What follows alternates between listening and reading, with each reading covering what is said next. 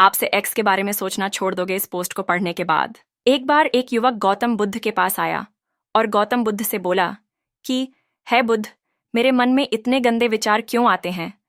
मैं नहीं चाहता कि मेरे मन में गंदे विचार आए, पर मेरे मन में हमेशा काम वासना के विचार चलते रहते हैं और मैं इनके बारे में सोच सोच कर बहुत परेशान हूँ। मैं कभी भी शांत नहीं रहा, और मैं हमेशा ही स्त्रियों को देखकर मोहित हो जाता हूँ। बुद्ध मुस्कुराए और उन्होंने उस युवक से पूछा, क्या तुम्हें पता है यह काम वासना होती क्या है? सबसे पहले तो तुम्हें यह समझना है कि प्राकृतिक रूप से जो भी चीज हमारे अंदर है वह बुरी नहीं।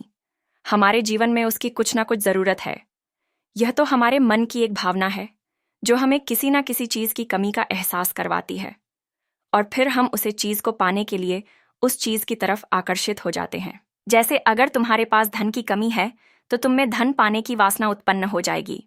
तो वासना कुछ और नहीं, बस एक प्रकार की कमी है जो कि एक प्रकार की का एहसास है, और जब यह जरूरत शारीरिक हो तो हम इसे काम वासना का नाम देते हैं। युवक ने गौतम बुद्ध को कहा कि बुद्ध, मुझे काम वासना का मतलब तो समझ में आ गया, पर आप मुझे यह बताइए कि यह आई कहाँ से है और कैसे आई है। गौतम बुद्ध ने कहा कि काम वासना कहीं से आई नहीं है, ये तो हमारे अंदर ही होती है और इसका होना तो जरूरी भी है, तभी तो मानव जाति का विस्तार होगा। युवक ने कहा, जब ये हमारे अंदर ही है और जरूरी भी है तो फिर लोग इसे गलत क्यों बोलते हैं?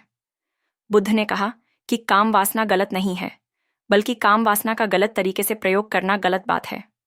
क्या तुम्हें पता है जानवरों में भी काम वासना होती है, लेकिन जानवर अपनी काम वासना का प्रयोग आनंद प्रताप के लिए नहीं करते, वह तो सिर्फ संतान उत्पन्न करने के लिए ही काम वासना का उपयोग करते हैं। जानवरों को प्रकृति ने इतनी समझ नहीं दी कि वह काम वासना को अपने सुख का आधार बना सके, जबकि मनुष्य अपनी समझ के बलबूते पर प्रकृति में पाई जाने वाली प्रत्येक वस्तु को अपने सुख के लिए प्रयोग करता है। हम इंसानों ने ही काम वासना को अपने सुख का साधन बना लिया है, जबकि प्रकृति ने तो हमें अपने वंश को आगे बढ़ाने के लिए दिया था, लेकिन इंसानों ने इसे अपने जीवन का परम लक्ष्य बना रखा है। अगर यही बात इंसान समझ ले तो वो कभी भी काम वासना के जाल में नहीं फंसेगा और उसकी इंद्रिय उसके नियंत्रण में रहेगी। क्या आपको ये पोस्ट पसंद आई?